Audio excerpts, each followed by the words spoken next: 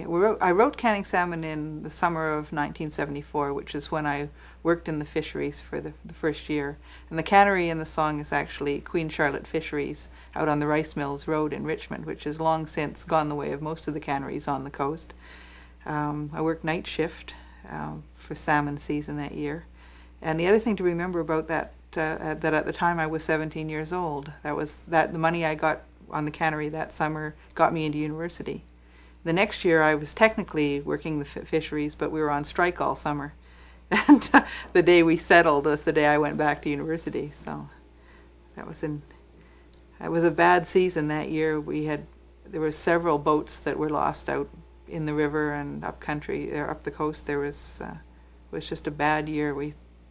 And the thing with the cannery is that the women that work in the cannery, and it's almost all women, are people that are connected with the fishing industry in general. So it's their husbands and brothers and families that work on the boats that are out on the trucks. So when an accident like that happens, everybody's shaken because it affects everybody.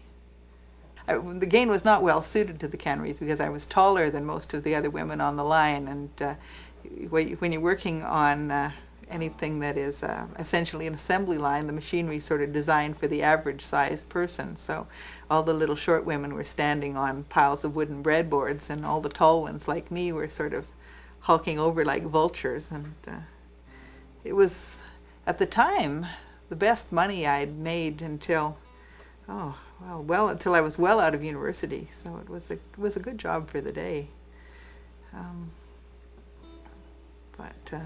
And it was night shift, so I never saw the sun all summer. And when you're on any job like that, when you're on your days off, there you are racketing around at 4 o'clock in the morning saying, "Where is everybody? Let's party." And they all jam off home on you.